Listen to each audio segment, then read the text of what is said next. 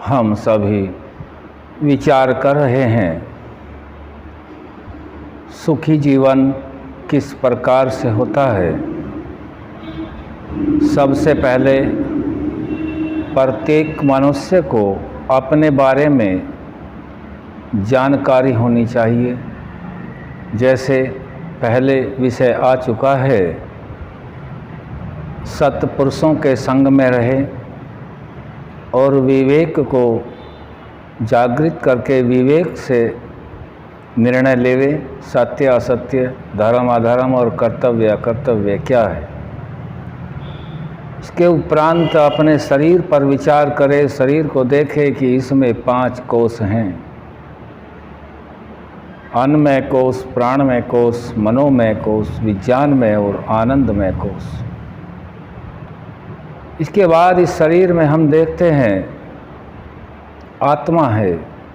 आत्मा ही हम सभी हैं, आत्मा ही स्वामी है, कर्ता और भोक्ता स्वयं आत्मा ही है। और आत्मा की अवस्थाओं को जाना जो 3 हैं, जागृत, स्वप्न और सुषुप्ति। आत्मा की अवस्थाओं को जानने के बाद हमने शरीर को देखा कि शरीर 3 हैं। पहला ये स्थूल शरीर है जो दिखाई देता है। दूसरा सूक्ष्म शरीर होता है जिसके 2 भेद हैं। एक शरीर आत्मा के साथ 17 तत्वों का जो समुदाय है, जन्म मरण में भी साथ रहता है। सूक्ष्म शरीर के 2 भेद हैं। दूसरा है अभौतिक शरीर। अभौतिक शरीर आत्मा के साथ मुक्ति में भी रहता है। और तीसरा हमने जाना था कारण शरीर, जो सभी जीवों का एक जैसा होता है, कारण में रहता है, सुषुप्ति अवस्था में रहता है। यहाँ तक हमने अपने आप को जाना है। आगे हम देखते हैं अपने आप को सुखी करने के लिए ऋषि लिखते हैं षटक संपत्ति। षटक संपत्ति में 6 अंग हैं। सम, दम, उपरति, तितिक्षा, श्रद्धा और समाधान। इनको हम समझेंगे। सम कहते हैं जो अपने आत्मा और अंतःकरण अधर्म आचरण के कर्मों से रोक के सत्य आचरणों में प्रवृत्त करें। जब हमारा विवेक जागृत हो जाएगा, सत्पुरुषों के संग से हम सत्य असत्य को जानने में प्रवृत्त होंगे, तभी हम सम की परिभाषा को लागू कर सकेंगे कि आत्मा और अंतःकरण से अधर्म आचरण को रोकना है और धर्म आचरण में अपनी प्रवृत्ति बनानी है। दूसरा है दम। दम कहते हैं जो शरीर के अंदर इंद्रियां हैं, उनको व्याभिचार आदि बुरे कर्मों से रोक के जितेंद्रियता आदि शुभ कर्मों में प्रवृत्त रखना है। यह भी विवेक पूर्वक ही होगा, अपने आप को जानकर के होगा कहाँ से रोकना है, कहाँ से बढ़ाना है। तो दूसरा हमने दम के बारे में जाना। तीसरा है उपरति। उपरति अर्थात इसका अर्थ है जो दुष्ट पुरुष हैं, दुष्ट आचरण हैं, दुष्ट कर्तव्य हैं, दुष्ट विचार हैं, उनका संग कभी न करे। चौथा है तितिक्षा। तितिक्षा को हम समझते हैं चाहे निंदा, स्तुति, मान, अपमान, हर्ष और शोक को छोड़ करके, घर में कोई परिवार में आसपास में खुशी है, ज़्यादा खुशी की ज़रूरत महसूस नहीं करनी, दुख ज़्यादा नहीं करना, केवल सुख के कार्यों में, मुक्ति के कार्यों में लगे रहना है। उनमें ज़्यादा चिंतित भयभीत नहीं होना है।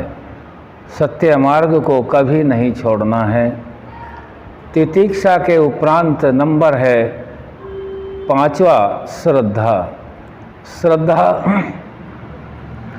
श्रद्धा होती है हमारी अनेक ज्ञान के स्रोतों में, खान पान में, कहीं भी हो सकती है। लेकिन यहाँ हम अपना विवेचन कर रहे हैं और विवेचन करने में स्वामी हम सभी आत्माएं हैं, तो हमको कहाँ श्रद्धा रखनी है? क्योंकि मनुष्य जो जन्म होता है यह जन्म से अज्ञानी होता है। यह सभी कुछ तो समाज से सीखता है। जितने भी ऋषिकृत ग्रंथ हैं, जितने भी सत्य शास्त्र हैं, धर्म आचरण में रुचि पैदा करने वाले हैं, उन सभी शास्त्रों को जितना संभव हो सके पढ़ें, आचरण में लाएं। क्योंकि यह ऋषि प्रणीत ग्रंथ जितने भी हैं सभी ईश्वर की वाणी वेदा अनुकूल होते हैं। मनुष्यकृत ग्रंथ कहीं कहीं सत्य मिलता है, लेकिन यह ईश्वर की वाणी वेद के अनुकूल अधिकतर नहीं मिलते। इसीलिए सत्य शास्त्रों में अपनी रुचि बनाएं, उनका स्वाध्याय करते रहें, वहाँ श्रद्धा रखें। जैसा ज्ञान हम प्राप्त करेंगे वैसे ही संस्कार बनेंगे, और आत्मा के साथ रहने वाला जो 17 तत्वों का समुदाय है वह पवित्र होकर ही परमात्मा की व्यवस्था में जाता है। 6वां नंबर है समाधान। जब ये 5 कार्य और उपरोक्त जो सभी हम समझ चुके हैं उनको पूरा कर लेते हैं, तब हमें समाधान मिलता है। समाधान को कहते हैं एकाग्रता। एकाग्रता जब तक नहीं होगी तब तक हम उन्नति को प्राप्त नहीं कर सकते। एकाग्रता से ही उन्नति संभव है। एकाग्रता से ही सत्य और असत्य निर्णय करने के उपरांत जो निष्कर्ष निकलता है उस एकाग्रता पर चलते जाना है। अपने आप को सुखी बनाने के लिए यह कर्तव्य है। और इन सभी कर्मों में जितने भी कर्म हैं, कोई ज्ञानेंद्रिय से होता है, कोई बुद्धि से होता है, कोई मन से होता है, कर्मेंद्रियों से होता है, इन सभी कर्मों में जीव पृथक रहता है। केवल ये जितने भी कर्ण हैं इन सभी का कार्य होता है, जीव इनसे बिल्कुल पृथक है, अर्थात आत्मा पृथक रहता है। आगे ऋषि बताते हैं कि मुमुक्षुत्व रखे। मुमुक्षुत्व क्या है? मुमुक्षु जैसे भूख और प्यास से आतुर व्यक्ति सिवाय अन्न और जल के दूसरा नहीं देखता है, ठीक इसी प्रकार से सुख के साधनों में प्रवृत्त होता रहे, लगा रहे।